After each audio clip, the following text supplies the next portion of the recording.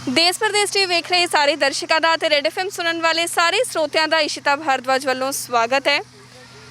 सरकार गल करती हैगी है कि क्रॉप्स ਦੇ ਵਿੱਚ ਡਾਈਵਰਸਿਫਿਕੇਸ਼ਨ ਲਿਆਣੀ ਚਾਹੀਦੀ ਹੈ। ਡਾਈਵਰਸਿਫਿਕੇਸ਼ਨ ਆਫ ਕ੍ਰੌਪਸ ਇਹ ਟਰਮ ਤੁਸੀਂ ਅੱਜਕੱਲ ਬੜੀ ਸੁਣ ਰਹੇ ਹੋਣੇ ਕਿ ਕ੍ਰੌਪਸ ਦੇ ਵਿੱਚ ਡਾਈਵਰਸਿਫਿਕੇਸ਼ਨ ਆਏਗੀ ਤੇ ਜਿਹੜੀ ਐਮਐਸਪੀ ਹੈਗੀ ਹੈ ਉਸੇ ਰੇਟ ਤੇ ਕਿਸਾਨਾਂ ਨੂੰ ਉਹਨਾਂ ਦੀ ਜਿਹੜੀ ਫਸਲ ਹੈਗੀ ਹੈ ਉਹ ਖਰੀਦੀ ਜਾਏਗੀ। ਲੇਕਿਨ ਇਹ ਜਿਹੜੀ ਗੱਲ ਹੈਗੀ ਉਹ ਕਿਸ ਹੱਦ ਤੱਕ ਸੱਚ ਹੈਗੀ ਹੈ ਉਹ ਜਾਣਨ ਲਈ ਅੱਜ ਅਸੀਂ ਮੌਜੂਦ ਹੈਗੇ ਹਾਂ ਮੁਸਾਪੁਰ ਪਿੰਡ ਦੇ ਵਿੱਚ। ਜਿਹੜੀ ਸਾਡੇ ਕਿਸਾਨ ਕਣਕ ਤੇ ਝੋਨਾ ਦੀ ਜਿਹੜੀ ਬਿਜਾਈ ਕਰਦੇ ਹੈਗੇ ਹੈ ਉਹ ਸਰਕਾਰ ਐਮਐਸਪੀ ਤੇ ਖਰੀਦਦੀ ਹੈਗੀ ਹੈ। ਲੇਕਿਨ ਜਿਹੜੇ ਪ੍ਰਾਈਵੇਟ ਬਾਇਰਸ ਨੇ ਜਦੋਂ ਮੱਕੀ ਦੀ ਬਿਜਾਈ ਹੁੰਦੀ ਹੈ ਕਿ ਉਹ ਐਮਐਸਪੀ ਦੇ ਰੇਟ ਤੇ ਸਹੀ ਤਰੀਕੇ ਨਾਲ ਵਿਕਦੀ ਹੈਗੀ ਹੈ। ਇਸ ਸਾਰੇ ਬਾਰੇ ਅੱਜ ਚਰਚਾ ਕਰਨ ਲਈ ਸਾਡੇ ਨਾਲ ਮੌਜੂਦ ਨੇ ਜੀ ਜੋ ਦੁਆਬਾ ਕਿਸਾਨ ਯੂਨੀਅਨ ਦੇ ਸੀਨੀਅਰ ਪ੍ਰਧਾਨ ਕਿਰਪਾਲ ਸਿੰਘ ਮੂਸਾਪੁਰ ਜੀ। ਇਹਨਾਂ ਦਾ ਆਪਾਂ ਸਵਾਗਤ ਕਰਾਂਗੇ। ਸਰ ਬਹੁਤ ਬਹੁਤ ਸਵਾਗਤ ਤੁਹਾਡਾ। ਧੰਨਵਾਦ ਜੀ, ਬਹੁਤ ਬਹੁਤ ਸਤਿ ਸ਼੍ਰੀ ਅਕਾਲ ਸਾਰੇ ਸਰੋਤਿਆਂ ਨੂੰ, ਵੇਖਣ ਵਾਲਿਆਂ ਨੂੰ ਬਹੁਤ ਬਹੁਤ ਪਿਆਰ ਭਰੀ ਸਤਿ ਸ਼੍ਰੀ ਅਕਾਲ ਜੀ। ਹਾਂਜੀ, ਜਿਹੜੀ ਹੁਣ ਬਿਜਾਈ ਹੋ ਰਹੀ ਹੈ ਮੱਕੀ ਦੀ ਕੀ ਉਹ ਸਹੀ ਦਾਮ ਤੇ ਐਮਐਸਪੀ ਦੇ ਰੇਟ ਤੇ ਪ੍ਰਾਈਵੇਟ ਓਨਰਸ ਖਰੀਦਦੇ ਪਏ ਆ ਤੁਹਾਡੇ ਕੋਲੋਂ? ਨਹੀਂ ਜੀ, ਜਿਹੜੀ ਪ੍ਰਾਈਵੇਟ ਕੰਪਨੀਆਂ ਖਰੀਦੀਆਂ ਅੱਜ ਦੀ ਤਰੀਕ 'ਚ ਮੱਕੀ ਦਾ ਸਰਕਾਰੀ ਖਰੀਦ ਰੇਟ ਹੈਗਾ 1900 ਰੁਪਇਆ, ਲੇਕਿਨ ਮਾਰਕੀਟ ਦੇ ਵਿੱਚ 1600 ਤੋਂ 1650 ਰੁਪਏ ਵਿਕ ਰਹੀ ਹੈ।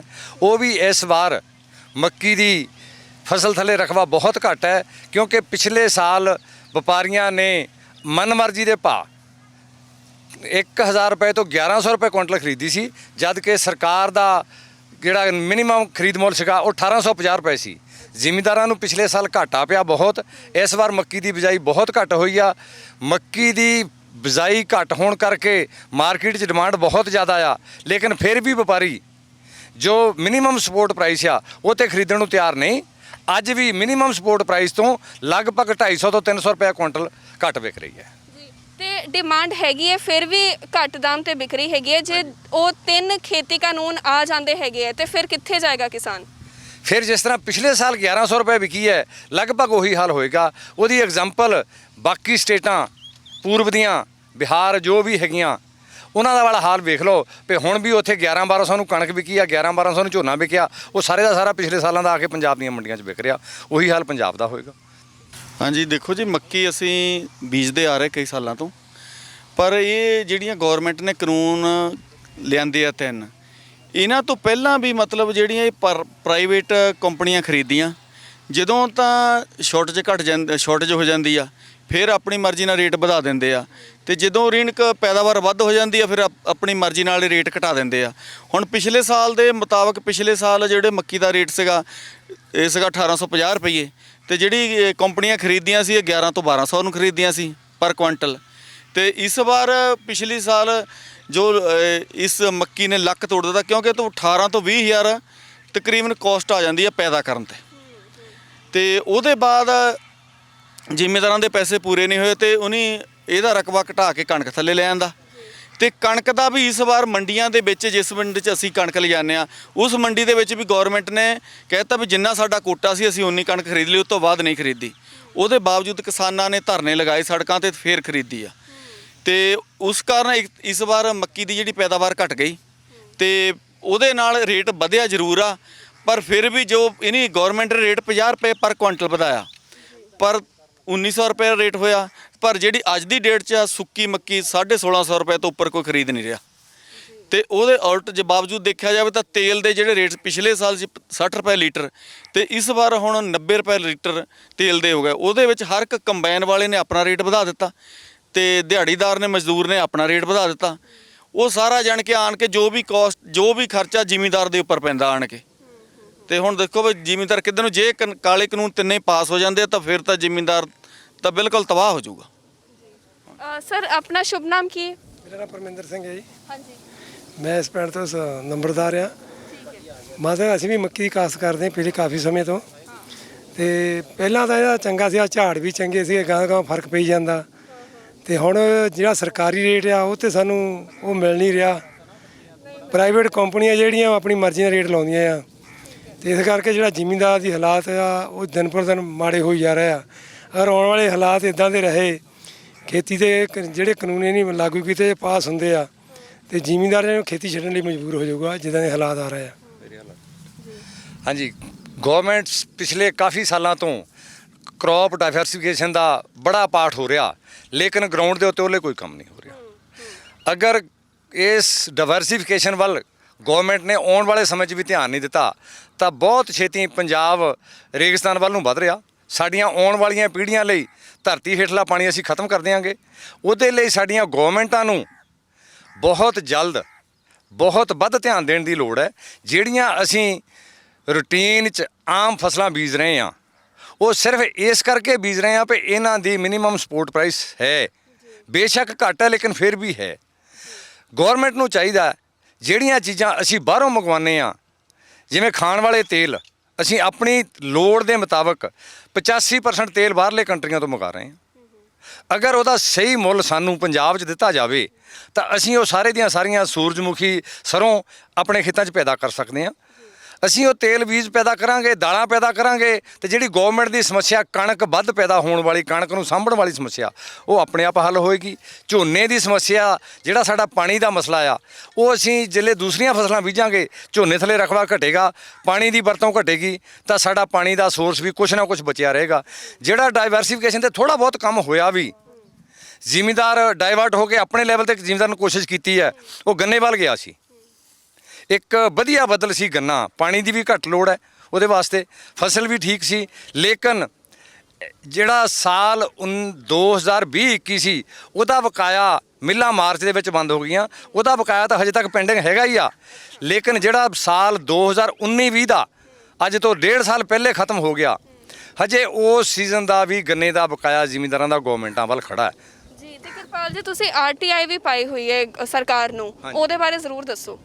ਦੇਖੋ, ਜਿਹੜਾ ਇਹ ਹੈਗਾ ਤਿੰਨੇ ਖੇਤੀ ਕਾਨੂੰਨ ਲਿਆਂਦੇ ਗਏ ਹੈ, ਇਹ ਕੋਈ ਇਹ ਨਹੀਂ ਵੀ ਜਿਸ ਤਰ੍ਹਾਂ ਆਮ ਲੋਕਾਂ ਨੂੰ ਪਤਾ ਲੱਗਿਆ ਵੀ 5 ਜੂਨ 2020 'ਚ ਖੇਤੀ ਕਾਨੂੰਨ ਪਾਸ ਕਰਤੇ, ਖੇਤੀ ਵਿਰੋਧੀ ਕਾਨੂੰਨ ਪਾਸ ਕੀਤੇ ਆ।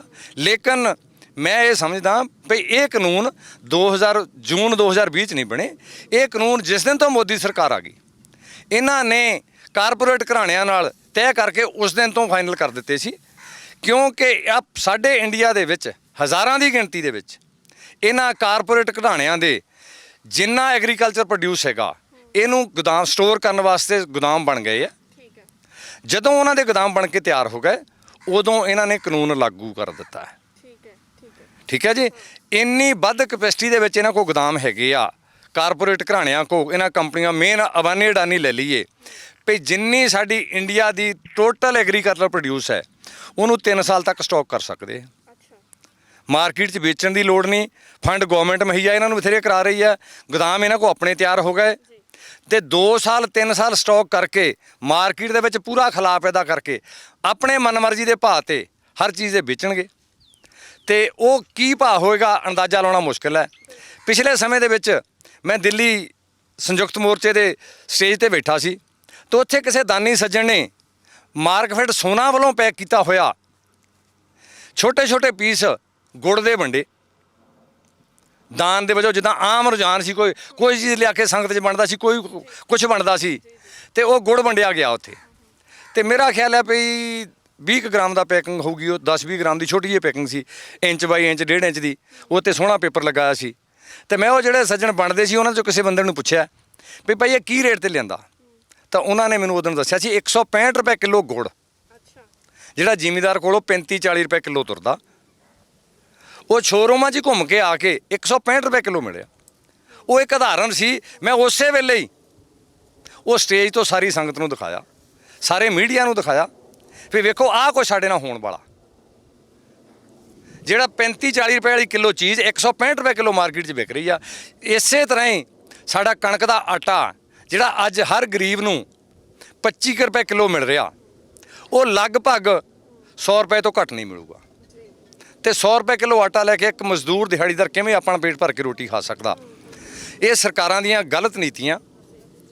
ਸਾਡਾ ਸੰਯੁਕਤ ਮੋਰਚੇ ਦਾ ਪਿਛਲੇ ਲੰਬੇ ਸਮੇਂ ਤੋਂ ਅੰਦੋਲਨ 2 ਮਹੀਨੇ ਪੰਜਾਬ ਚੱਲ ਕੇ 7 ਮਹੀਨੇ ਦਿੱਲੀ ਹੋ ਗਏ, ਤੇ ਉਹ ਚੱਲ ਰਿਹਾ, ਨਿਰੰਤਰ ਚੱਲ ਰਿਹਾ, ਬੜੇ ਹੌਸਲੇ ਨਾਲ ਚੱਲ ਰਿਹਾ, ਜਿੰਨੀ ਦੇਰ ਤੱਕ ਇਹ ਤਿੰਨੋਂ ਖੇਤੀ ਕਾਨੂੰਨ ਰੱਦ ਨਹੀਂ ਹੁੰਦੇ। ਸੰਯੁਕਤ ਮੋਰਚਾ ਉਨੀ ਦੇਰ ਤੱਕ ਦਿੱਲੀ ਸਥਿਰ ਬੈਠਾ।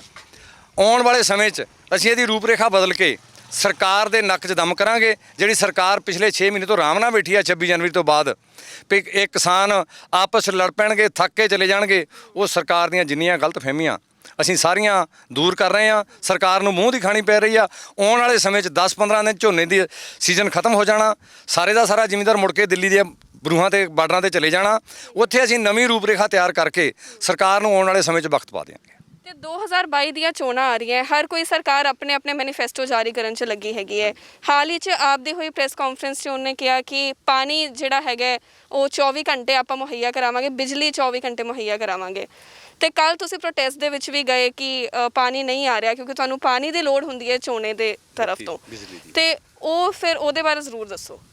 ਦੇਖੋ, ਜਿਹੜਾ ਇਹ ਪੋਲੀਟੀਕਲ ਪਾਰਟੀਆਂ ਅੱਜ ਹਜੇ ਇਲੈਕਸ਼ਨ ਫਰਵਰੀ 2022 'ਚ ਹੈ, ਇਹਨਾਂ ਨੇ ਅੱਜ ਤੋਂ ਆਪਣੀ ਗਰਾਊਂਡ ਤਿਆਰ ਕਰਨੀ ਸ਼ੁਰੂ ਕਰ ਦਿੱਤੀ ਆ। ਦੁੱਖ ਇਸ ਗੱਲ ਦਾ ਵੀ ਜਿਨ੍ਹਾਂ ਇਹ ਪੋਲੀਟੀਕਲ ਪਾਰਟੀਆਂ ਨੇ ਪਿਛਲੇ 75 ਸਾਲ ਤੋਂ ਸਾਡੀ ਸਾਰੀ ਜਨਤਾ ਨੂੰ ਮੂਰਖ ਬਣਾ ਕੇ ਰਾਜ ਕਰਨਾ ਸ਼ੁਰੂ ਕੀਤਾ, ਅੱਜ ਅਗਰ ਉਹ ਸਹਿਰਦ ਹੁੰਦੀਆਂ, ਜੇ ਬੀਜੇਪੀ ਨੇ ਇਹ ਕਾਨੂੰਨ ਲਿਆਂਦੇ ਸੀ ਤਾਂ ਸਾਡੀਆਂ ਸਾਰੀਆਂ ਆਪੋਜੀਸ਼ਨ ਪਾਰਟੀਆਂ ਨੂੰ ਇਕਮੁੱਠ ਹੋ ਕੇ ਇਹ ਕਾਨੂੰਨਾਂ ਦਾ ਵਿਰੋਧ ਕਰਨਾ ਚਾਹੀਦਾ ਸੀ। ਕਿਸਾਨ ਅੰਦੋਲਨ ਦੀ ਹਮਾਇਤ ਕਰਨੀ ਚਾਹੀਦੀ ਸੀ, ਬਾਰਡਰਾਂ ਤੇ ਬੈਠ ਕੇ, ਨਾ ਕਿ ਟੀਵੀ ਮੂਹਰੇ ਬੈਠ ਕੇ। ਠੀਕ ਹੈ, ਜਿਹੜਾ ਇਹ ਅੱਜ ਇਲੈਕਸ਼ਨ ਦੀ ਗਰਾਊਂਡ ਤਿਆਰ ਕਰ ਰਹੀਆਂ, ਲੇਕਿਨ ਸੰਯੁਕਤ ਮੋਰਚਾ ਕੋਈ ਇਦਾਂ ਦੀ ਪਾਲਿਸੀ ਬਣਾਊਗਾ, ਅਸੀਂ ਸਾਰੇ ਦੇ ਸਾਰੇ ਹੀ ਇਹਨਾਂ ਪੋਲੀਟੀਕਲ ਪਾਰਟੀਆਂ ਨੂੰ ਨਾ ਦੰਦ ਖੱਟੇ ਕਰ ਦਿਆਂਗੇ। ਇਹਨਾਂ ਨੂੰ ਦੱਸ ਦਿਆਂਗੇ ਵੀ ਜਿਹੜਾ ਤੁਸੀਂ ਪਿਛਲੇ 75 ਸਾਲਾਂ 'ਚ ਕੀਤਾ ਉਹ ਹੁਣ ਚੱਲਣ ਵਾਲਾ ਨਹੀਂ। ਲੋਕ ਉਹਨਾਂ ਦੇ ਚੁੰਗਲ 'ਚ ਫਸ ਕੇ, ਉਹਨਾਂ ਦੇ ਵਾਅਦਿਆਂ 'ਚ ਆ ਕੇ ਇਸ ਵਾਰੀ ਉਹਨਾਂ ਨੂੰ ਵੋਟਾਂ ਨਹੀਂ ਦੇਣਗੇ। ਕਿਰਪਾਲ ਜੀ, ਆਪਾਂ ਜਦੋਂ ਆੜਤੀਆਂ ਨਾਲ ਵੀ ਗੱਲ ਕੀਤੀ ਕਿ ਕੀ ਕਾਰਨ ਹੈਗਾ ਕਿ ਮੱਕੀ ਜਿਹੜੀ ਹੈਗੀ MSP ਤੇ ਨਹੀਂ ਵਿਕ ਰਹੀ, ਤਾਂ ਉਹ ਕਹਿੰਦੇ ਹੈਗੇ ਕਿ ਜ਼ਮੀਂਦਾਰ ਜਿਹੜੇ ਹੈਗੇ ਆ ਉਹ ਗੀਲੀ ਮੱਕੀ ਲੈ ਆਉਂਦੇ ਹੈਗੇ, ਸੁਕਾ ਕੇ ਨਹੀਂ ਲਿਆਂਦੇ। ਦੇਖੋ, ਬਿਲਕੁਲ ਠੀਕ ਹੈ, ਜ਼ਿਮੀਂਦਾਰ ਕੋ ਸੁਕਾਉਣ ਦਾ ਪ੍ਰਬੰਧ ਨਹੀਂ ਹੈ। ਮੰਡੀਆਂ ਦੇ ਵਿੱਚ ਸੁਕਾਈ ਜਾਂਦੀ ਆ, ਜਾਂ ਗਵਰਨਮੈਂਟ ਨੇ ਡਰਾਇਰ ਲਾਏ ਸੀ ਉਹ ਵੀ ਪ੍ਰਾਈਵੇਟ ਠੇਕੇਦਾਰਾਂ ਨੂੰ ਦਿੱਤੇ ਹੋਏ ਆ, ਜ਼ਿਮੀਂਦਾਰ ਦੀ ਉੱਥੇ ਵੀ ਨਹੀਂ ਸੁਕਾਈ ਜਾਂਦੀ। ਉਹ ਆੜਤੀਆਂ ਦੀ ਸੁਕਾਈ ਜਾਂਦੀ ਆ, ਜ਼ਿਮੀਂਦਾਰ ਦੀ ਨਹੀਂ ਸੁਕਾਈ ਜਾਂਦੀ। ਲੇਕਿਨ ਸੁਕਾ ਕੇ ਜਿਹੜਾ ਰੇਟ ਅਸੀਂ ਗੱਲ ਕਰਦੇ ਹਾਂ, ਸੁਕਾ ਕੇ ਹੀ 1600 ਰੁਪਏ ਵਿਕ ਰਹੀ ਆ। ਅਗਰ ਗਿੱਲੀ ਦੀ ਗੱਲ ਕਰੀਏ ਤਾਂ ਉਹ ਵਿਕ ਰਹੀ ਆ 1100 ਰੁਪਈਆ। ਅਸੀਂ ਉਹਦੀ ਕੰਪੈਰੀਜ਼ਨ ਨਹੀਂ ਕਰਦੇ। ਜੋ ਮਿਨੀਮਮ ਸਪੋਰਟ ਪ੍ਰਾਈਸ 1900 ਰੁਪਈਆ 13-14 ਮੋਇਸਚਰ ਵਾਲੀ ਮੱਕੀ ਦਾ, ਉਹਦੀ ਗੱਲ ਕਰ ਰਹੇ ਆ। ਆੜਤੀਆ ਸੁਕਾ ਕੇ ਲੇਬਰ ਸਾਡੇ ਕੋਲੋਂ ਲੈਂਦਾ, ਆਪਣਾ ਨਹੀਂ ਕੁਝ ਵੀ ਲਾਂਦਾ, ਸਾਡੇ ਕੋਲੋਂ ਲੇਬਰ ਲੈ ਕੇ ਸੁਕਾ ਕੇ ਜਿਸ ਲਈ ਉਹਨੂੰ ਖਰੀਦਾ, ਫਿਰ ਵੀ ਮਿਨੀਮਮ ਸਪੋਰਟ ਪ੍ਰਾਈਸ ਤੋਂ 250 ਤੋਂ 300 ਰੁਪਈਆ ਕੁਇੰਟਲ ਘੱਟ ਖਰੀਦ ਰਿਹਾ। ਠੀਕ ਹੈ, ਤੇ ਤੁਸੀਂ ਹੁਣ ਕੀ ਫਿਊਚਰ ਕੀ ਦੇਖਦੇ ਹੈਗੇ ਹੋ ਕਿਸਾਨੀ ਦਾ, ਜੇ ਇਦਾਂ ਹੀ ਰਿਹਾ ਤੇ? ਦੇਖੋ, ਇਸ ਤਰ੍ਹਾਂ ਨਹੀਂ ਰਹੇਗਾ। ਸੰਯੁਕਤ ਮੋਰਚਾ ਬਹੁਤ ਦ੍ਰਿੜ ਇਰਾਦੇ ਨਾਲ ਚਲਾਇਆ ਜਾ ਰਿਹਾ, ਸਾਰੀਆਂ ਜਥੇਬੰਦੀਆਂ ਇਕਮੁੱਠ ਹੈ। ਸਰਕਾਰ ਤਰ੍ਹਾਂ ਤਰ੍ਹਾਂ ਦੇ ਭੁਲੇਖੇ ਪਾ ਰਹੀ, ਕਦੇ ਕੁਛ ਕਹਿ ਰਹੀ, ਕਦੇ ਕੋਈ ਚਾਲਾਂ ਚੱਲ ਰਹੀ ਆ। ਸਾਰੀਆਂ ਸਰਕਾਰ ਨੂੰ ਮੂੰਹ ਦੀਆਂ ਖਾਣੀਆਂ ਪਈਆਂ। ਸੰਯੁਕਤ ਮੋਰਚਾ ਇਕਮੁੱਠ ਹੈ। ਸੰਯੁਕਤ ਮੋਰਚਾ ਇਸ ਵੇਲੇ ਭਾਰਤ ਦੇ ਵਿੱਚ ਨਵੀਂ ਕ੍ਰਾਂਤੀ ਲਿਆਏਗਾ। ਪੂਰੇ ਇੰਡੀਆ ਦੇ ਵਿੱਚ 26 ਜੂਨ 7 ਮਹੀਨੇ ਦਿੱਲੀ ਦੇ ਬਾਰਡਰਾਂ 'ਤੇ ਬੈਠਿਆਂ ਨੂੰ ਹੋਏ ਸੀ। ਇੰਡੀਆ ਦਾ ਕੋਈ ਵੀ ਸੂਬਾ ਇਹੋ ਜਿਹਾ ਨਹੀਂ ਰਿਹਾ ਜਿਸ ਰਾਜਪਾਲ ਨੂੰ ਰੋਸ ਪੱਤਰ ਸੰਯੁਕਤ ਮੋਰਚੇ ਵੱਲੋਂ ਜੋ ਰੂਪਰੇਖਾ ਸੀ, ਉਹ ਸਾਰੇ ਦੇ ਸਾਰੇ ਰਾਜਪਾਲਾਂ ਨੂੰ ਰੋਸ ਪੱਤਰ ਦਿੱਤੇ ਗਏ ਆ। ਸਾਰੇ ਹੀ ਰਾਜਪਾਲਾਂ ਦੇ ਅੱਗੇ ਰੋਸ ਮੁਜ਼ਾਹਰੇ ਹੋਏ ਆ। ਇਸ ਕਰਕੇ ਸਰਕਾਰ ਭੁੱਲ ਜਾਏ ਵੀ ਹੁਣ ਖੇਤੀ ਕਾਨੂੰਨ ਰੱਦ ਨਹੀਂ ਕਰਨੇ, ਰੱਦ ਕਰਨੇ ਪੈਣਗੇ। ਜਿੰਨੀ ਜਲਦੀ ਕਰੇਗੀ ਉਹ ਸਰਕਾਰ ਦੇ ਵੀ ਤਾਂ ਦੇਸ਼ ਦੇ ਵੀ ਹਿੱਤ 'ਚ ਹੋਏਗਾ। ਜਿੰਨਾ ਲੰਬਾ ਕਰੇਗੀ ਇਹਦਾ ਕੋਈ ਨਾ ਕੋਈ ਮਾੜਾ ਪ੍ਰਭਾਵ ਹੋ ਕੇ ਕੋਈ ਨਾ ਕੋਈ ਇਦਾਂ ਦਾ ਵਾਇਲੈਂਸ ਵੀ ਹੋ ਸਕਦੀ ਆ ਜਿਹਦੀ ਜ਼ਿੰਮੇਵਾਰ ਖੁਦ ਸਰਕਾਰ ਹੋਏਗੀ। ਜੀ, ਲੇਕਿਨ ਇਹਨਾਂ ਤੁਸੀਂ ਸਬਰ ਰੱਖਿਆ ਦਿੱਲੀ ਦੇ ਬਾਰਡਰਾਂ ਤੇ, ਔਰ ਇਸ ਦੀ ਮਿਸਾਲ ਵੀ ਹੁਣ ਲੋਕੀ ਦੇ ਰਹੇ ਹੈਗੇ ਕਿ ਇਦਾਂ ਦਾ ਅੰਦੋਲਨ ਕਿਤੇ ਨਹੀਂ ਦੇਖਿਆ। ਕਿਤੇ ਨਾ ਕਿਤੇ ਸਬਰ ਟੁੱਟਦਾ ਹੋਇਆ ਦਿਸਦਾ ਤੁਹਾਨੂੰ? ਨਹੀਂ, ਬਿਲਕੁਲ ਨਹੀਂ। ਉਸ ਬਾਬੇ ਨਾਨਕ ਦੀ ਕਿਰਪਾ ਆ, ਜਿਹਦੀ ਕਿਰਪਾ ਦੇ ਨਾਲ ਅੱਜ ਤੱਕ ਨਿਰਵਿਘਨ ਨਿਰੰਤਰ ਤਰ੍ਹਾਂ ਤਰ੍ਹਾਂ ਦੇ ਭੋਜਨ ਤਿਆਰ ਕਰਕੇ ਲੰਗਰ ਚੱਲ ਰਹੇ ਆ। ਉਹ ਬਾਬੇ ਨਾਨਕ ਦੀ ਕਿਰਪਾ, ਉਹਦੀ ਕਿਰਪਾ ਦੇ ਨਾਲ ਹੀ ਇਹ ਸਾਰਾ ਅੰਦੋਲਨ ਚੱਲ ਰਿਹਾ। ਕਿਸੇ ਕਿਸਮ ਦੀ ਕੋਈ ਅਡੋਲਤਾ ਨਹੀਂ, ਕੋਈ ਬੇਚੈਨੀ ਨਹੀਂ, ਕੋਈ ਦਫਾੜ ਨਹੀਂ। ਸਾਰੇ ਲੀਡਰ ਇਕਮੁੱਠ ਹੈ। ਅਸੀਂ ਮੀਟਿੰਗਾਂ ਦੇ ਵਿੱਚ ਵੇਖਦੇ ਹਾਂ, ਬੇਸ਼ੱਕ ਮੀਟਿੰਗਾਂ ਦੇ ਵਿੱਚ ਅਸੀਂ ਪੰਜਾਬ ਦੀਆਂ 32 ਜਥੇਬੰਦੀਆਂ, ਹਰਿਆਣੇ ਦੀਆਂ ਜਥੇਬੰਦੀਆਂ ਸੰਯੁਕਤ ਦੇ ਵਿੱਚ ਆ ਜਾਂਦੀਆਂ, ਪੂਰੇ ਇੰਡੀਆ ਦੀਆਂ, ਵਿਚਾਰ ਸਾਰਿਆਂ ਦੇ ਅਲੱਗ-ਅਲੱਗ ਹੈ, ਲੇਕਿਨ ਅਗਲੀ ਰੂਪਰੇਖਾ ਤੇ ਸਹਿਮਤੀ ਸਾਰਿਆਂ ਦੀ ਇੱਕ ਪੁਆਇੰਟ ਤੇ ਹੈ। ਇਸ ਕਰਕੇ ਕਿਸੇ ਕਿਸਮ ਦੀ ਅਡੋਲਤਾ ਨਹੀਂ, ਕੋਈ ਘਬਰਾਹਟ ਨਹੀਂ। ਅਸੀਂ ਦ੍ਰਿੜ ਇਰਾਦੇ ਨਾਲ ਬੈਠੇ ਹਾਂ। ਸਾਨੂੰ ਪੂਰਨ ਭਰੋਸਾ ਵੀ ਇਹ ਕਾਨੂੰਨ ਜਲਦੀ ਰੱਦ ਹੋਣਗੇ, ਰੱਦ ਕਰਾ ਕੇ ਜਿੱਤ ਪ੍ਰਾਪਤ ਕਰਕੇ ਵਾਪਸ ਆਵਾਂਗੇ। ਕਿਰਪਾਲ ਜੀ, ਬਹੁਤ-ਬਹੁਤ ਸ਼ੁਕਰੀਆ, ਤੁਹਾਡਾ ਬਹੁਤ ਕੀਮਤੀ ਸਮਾਂ ਆਪਾਂ ਲਿਆ ਹੈਗਾ, ਤੁਹਾਡੇ ਸਾਰਿਆਂ ਦਾ ਕੀਮਤੀ ਸਮਾਂ ਲਿਆ। ਤੁਸੀਂ ਕੀ ਸੁਨੇਹਾ ਦੇਣਾ ਚਾਹੋਗੇ ਸਾਰਿਆਂ ਦੀ ਤਰਫ ਤੋਂ ਸਰਕਾਰ ਨੂੰ? ਦੇਖੋ, ਅਸੀਂ ਤਾਂ ਸਰਕਾਰ ਨੂੰ ਮੇਨਲੀ ਬੀਜੇਪੀ ਸੈਂਟਰ ਸਰਕਾਰ ਨੂੰ ਇਹੀ ਸੁਨੇਹਾ ਦੇਣਾ ਚਾਹੁੰਦੇ ਆ ਵੀ ਦੇਸ਼ ਦੇ ਭਲੇ ਦੀ ਖਾਤਰ ਹਰ ਨਾਗਰਿਕ ਦੀ ਡਿਵੈਲਪਮੈਂਟ ਵਾਸਤੇ, ਉਹਦੀ ਬਿਹਤਰੀ ਵਾਸਤੇ ਕੋਈ ਵੀ ਜਿਹੜਾ ਸਟੈਪ ਲੈਂਦੇ ਉਹ ਡਿਵੈਲਪਮੈਂਟ ਵਾਲਾ ਲਿਆ ਜਾਵੇ, ਨਾ ਕਿ ਮੁਫਤ ਦੇ ਵਿੱਚ ਕੋਈ ਨਾ ਕੋਈ ਲਾਭ ਦੇ ਕੇ ਬਲੋ ਜੀ ਤੁਹਾਨੂੰ ਅਸੀਂ ਆਹ ਲਾਭ ਦੇ ਰਹੇ ਹਾਂ, ਮੁਫਤ 'ਚ ਆਹ ਚੀਜ਼ ਦੇ ਰਹੇ ਹਾਂ, ਵੋਟਾਂ ਲੈਣ ਵਾਲੀ ਪਾਲਿਸੀ ਨਾ ਬਣਾਈ ਜਾਵੇ।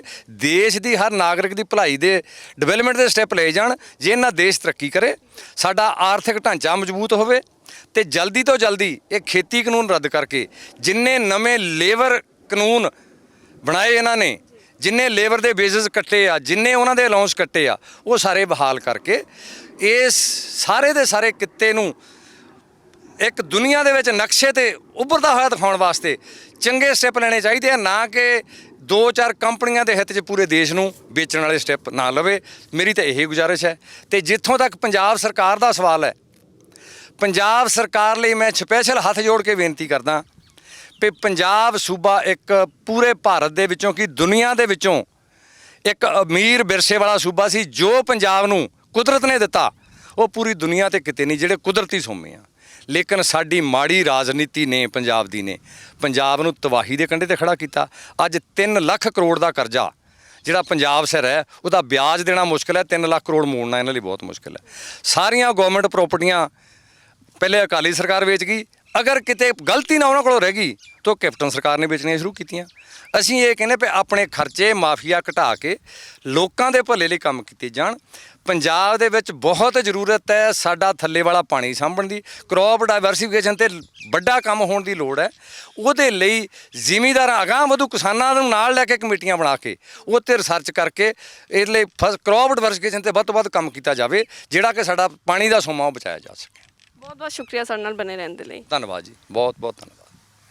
ਸੋ ਇਹ ਸੀ ਜੀ ਕਿਰਪਾਲ ਸਿੰਘ ਮੂਸਾਪੁਰ ਜੀ, ਜੋ ਸੀਨੀਅਰ ਲੀਡਰ ਨੇ ਭਾਰਤੀ ਕਿਸਾਨ ਯੂਨੀਅਨ ਦੇ। ਇਹਨਾਂ ਨੇ ਬਹੁਤ ਹੀ ਅਹਿਮ ਗੱਲਾਂ ਕਹੀਆਂ ਔਰ ਇਹਨਾਂ ਦਾ ਇਹ ਕਹਿਣਾ ਹੈਗਾ ਕਿ ਜਿਹੜਾ ਦਿੱਲੀ ਦੇ ਵਿੱਚ ਕਿਸਾਨ ਮੋਰਚਾ ਚੱਲ ਰਿਹਾ ਹੈਗਾ, ਉਸ ਦੇ ਵਿੱਚ ਸਬਰ ਨਹੀਂ ਇਹਨਾਂ ਦਾ ਟੁੱਟਣਾ ਹੈਗਾ। ਤੇ ਸਰਕਾਰ ਨੂੰ ਇਹ ਵੀ ਸਮਝਣਾ ਚਾਹੀਦਾ ਹੈਗਾ ਕਿ ਜੇ ਇੰਨੇ ਸਬਰ ਦੇ ਨਾਲ ਅੰਦੋਲਨ ਇੰਨੇ ਲੰਬੇ ਸਮੇਂ ਤੋਂ ਚੱਲ ਰਿਹਾ ਹੈਗਾ ਤੇ ਉਸ ਦੀ ਇੱਜ਼ਤ ਰੱਖਦੇ ਹੋਏ ਇਹਨਾਂ ਦੀਆਂ ਮੰਗਾਂ ਹੋਰ ਧਿਆਨ ਨਾਲ ਸੁਣੀਆਂ ਜਾਣ।